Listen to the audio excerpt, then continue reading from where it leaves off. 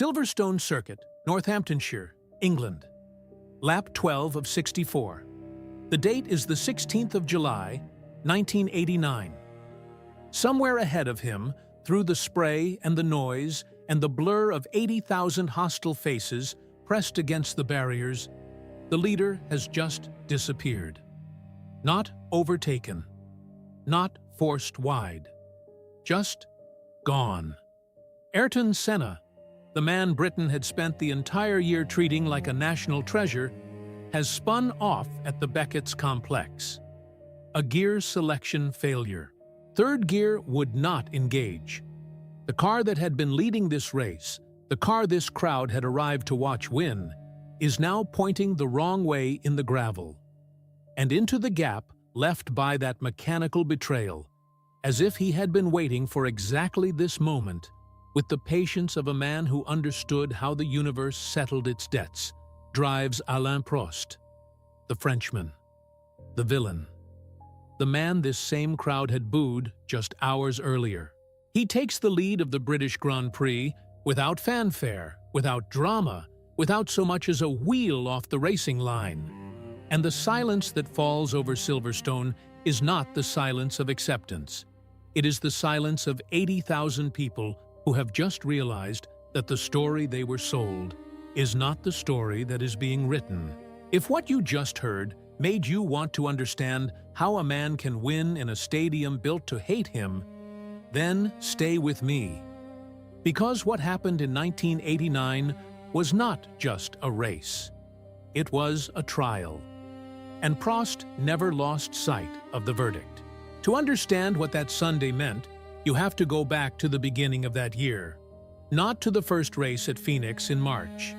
Further back, you have to go back to the moment when the British press collectively decided who the hero was, and in doing so, also decided who the villain had to be. The architecture of that decision had been under construction since 1988, when Prost and Senna had spent an entire season in identical McLaren Honda cars, destroying everyone else in the field. Between the two of them, they had won 15 of 16 races that year, 15 victories between two teammates in the same machinery.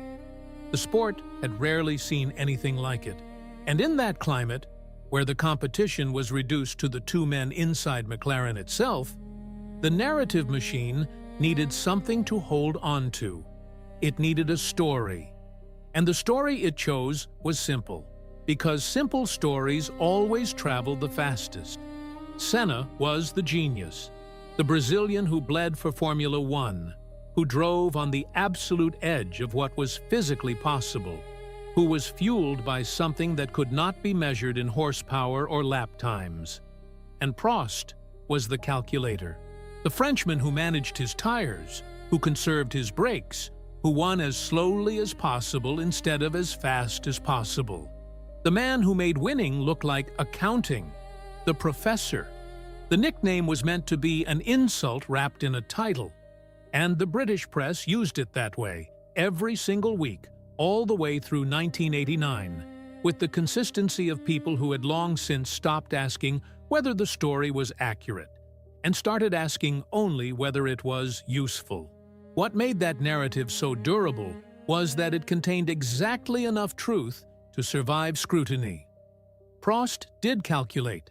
He did manage races with an intelligence that was genuinely extraordinary. Honda's own Formula One boss, Nobuhiko Kawamoto, had once said that Senna was more the samurai and Prost was more the computer. But the thing about that comparison is that it was never a criticism. A computer does not make mistakes. A computer extracts the maximum from every available variable. A computer wins championships. And Prost had already won 2 of them before that season even started. The British press chose to read that comparison as a character flaw. They mistook precision for cowardice. They confused survival instinct with a lack of nerve.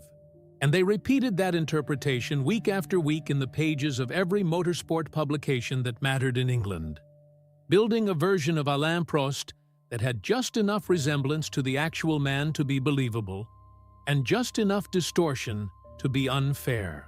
Senna, for his part, was not innocent in any of this. He was a competitor of ferocious intelligence who understood the power of public perception and who never took a step backwards when a step forward was available. The relationship between the two McLaren drivers had collapsed entirely at the San Marino Grand Prix in Imola in April. The race had been restarted after a crash involving Gerhard Berger. According to Prost, an agreement had been in place between the two drivers. Whoever led into the first corner at the restart would be allowed to win the race without interference from the other. Prost led into that corner.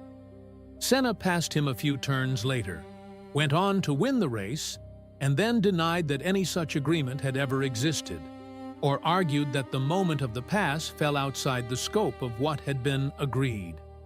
The distinction was immaterial to Prost. What mattered to him was not the legal technicality, but the trust that had been broken. After Imola, they stopped speaking, not slowed down their conversations, stopped. Two teammates in the same garage, with the same mechanics, the same team boss, and the same machinery. And they did not exchange a single direct word from one race weekend to the next. Into that silence, the British press poured everything it had. Prost was portrayed as the man trying to obstruct Senna's destiny. His complaints about Honda favoritism were dismissed as paranoia, and there was something to dismiss on the surface. His accusations that Honda was allocating superior engines to Senna seemed like the grievances of a driver looking for excuses. But the truth of those accusations would eventually surface in ways that nobody could ignore. An engine crate had arrived at McLaren marked with the words, "Special for Ayrton." Ron Dennis would later have to acknowledge that consistent differences had been found between the power units assigned to each driver. Honda's engineers, by their own admission, were more inspired by Senna's samurai driving style and had built an emotional connection with him that they had never extended to his French teammate. These were not inventions. These were documented facts. But in the British press of 1989, documented facts about Prost received very different treatment than documented facts about Senna. One driver was the story. The other was the obstacle. Prost responded to all of it the same way. He said very little in public. He drove. He flew to Silverstone for the British Grand Prix weekend, having already announced, before the race in France the week before, that he would be leaving McLaren at the end of the season to join Ferrari. The announcement had been received in England, with something approaching celebration. The foreigner was leaving. The problem was going away. The press arrived at Silverstone with the expectation that the narrative was entering its final chapter, and that final chapter would end with Senna taking the championship and Prost disappearing into a red car in Italy. What nobody accounted for was the race itself. Qualifying on the Saturday had delivered the result the crowd wanted. Senna put his McLaren on pole position. Prost qualified second. When the cars aligned on the grid the following afternoon, the weight of expectation on the British side of the circuit was palpable. Nigel Mansell was starting from the second row in his Ferrari, and the crowd received him with the warmth they had been saving since the gates opened. There is a particular sound that 80,000 British motorsport fans make when they see their man. It is not just cheering, it is something closer to possession, as if the crowd believes that the volume of its feeling can actually change the outcome on the track. They made that sound for Mansell. They did not make it for Prost. The lights went out. Prost got a better start than Senna off the line and briefly held the lead before the first corner. Then Senna came back at him into Copse Corner and chopped aggressively across the nose of the McLaren, retaking position in a move that Prost and Mansell, both watching from directly behind, later confirmed was extremely close to the edge of contact. The crowd roared. Senna was back in front. The story was being written correctly. For 11 laps, it stayed that way. The two McLarens at the front, pulling away from Mansell, while the British public waited for the inevitable confirmation of what they already believed. And then lap 12 arrived. Senna came through the sequence of fast corners at Beckett's and reached for third gear. The gearbox could not find the engagement. The car snapped, and Ayrton Senna, the man the British press had spent the entire year crowning, slid off the circuit and into the gravel with the mechanical indifference that racing reserves for everyone equally. Prost took the lead. He did not celebrate. He did not change his driving. He simply continued doing exactly what he had been doing since the lights went out, which was managing the race with a precision that the television cameras could not fully communicate, because precision, by its nature, does not look dramatic. It looks inevitable. And for the next 52 laps, Prost pulled away from Mansell at a rate that was steady, measured, and completely beyond the reach of the local hero. He crossed the line 19 seconds ahead of Mansell. The crowd watched it happen. They had no other choice. In the press room afterward, the questions for Prost had a particular quality. They were the questions of people trying to locate an asterisk, a qualification, a way of conceding the result without conceding the point. He had won because Senna retired. He had won because the machinery failed his teammate. He had won in spite of the crowd, not because of anything he had done. Prost answered with the quiet precision of someone who had long since decided that the opinion of his judges was irrelevant to the quality of his work. He had 47 points in the championship. He had a 20-point lead. He had won the British Grand Prix at a circuit surrounded by people who had come to watch him lose. He left Silverstone and got on with the season. The championship reached its conclusion at Suzuka in Japan in October. Prost led by 16 points going into the penultimate race. Senna needed to win the final 2 rounds to have any chance. In the closing stages of the Japanese Grand Prix, the 2 McLarens came together in the chicane.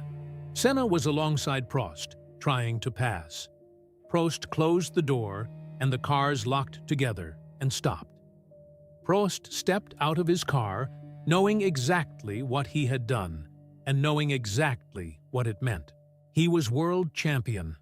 Senna was disqualified after managing to restart his car and rejoin the race, having missed the chicane in the process.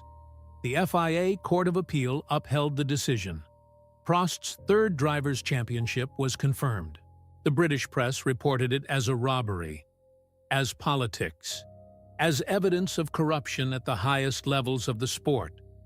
Jean-Marie Balestre, the president of the FIA at the time, was French, and that detail was treated not as a coincidence, but as a confession.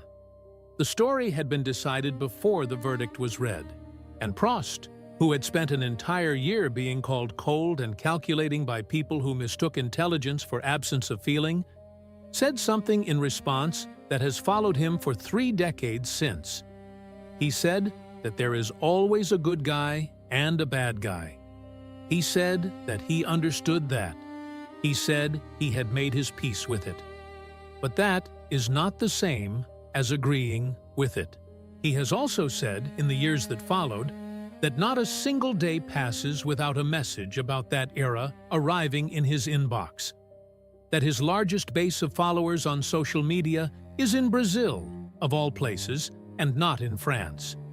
That for 30 years he has been living inside a story he did not write and cannot leave. He won 4 world championships. He won 51 races, which was the all-time record when he retired. He drove with a consistency and intelligence that the sport has rarely produced before or since.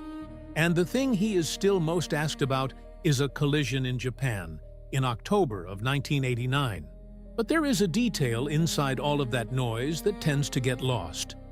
In July of 1989, before the politics, before Suzuka, before the disqualifications and the appeals and the press conferences where nothing was resolved, Alain Prost drove to Silverstone, climbed into a car that his own team was no longer fully committed to supporting, listened to 80,000 people tell him he did not belong there, and won. He did not win because the crowd turned. He did not win because the narrative shifted. He won because the car in front of him broke, and he was in the right place when it did. Which is not luck, that is positioning. And positioning is a skill that takes a career to build. The professor, they called him. They meant it as an insult. What they never understood is that in any room where a professor is teaching, the people who leave knowing more than when they arrived are not the ones holding the chalk.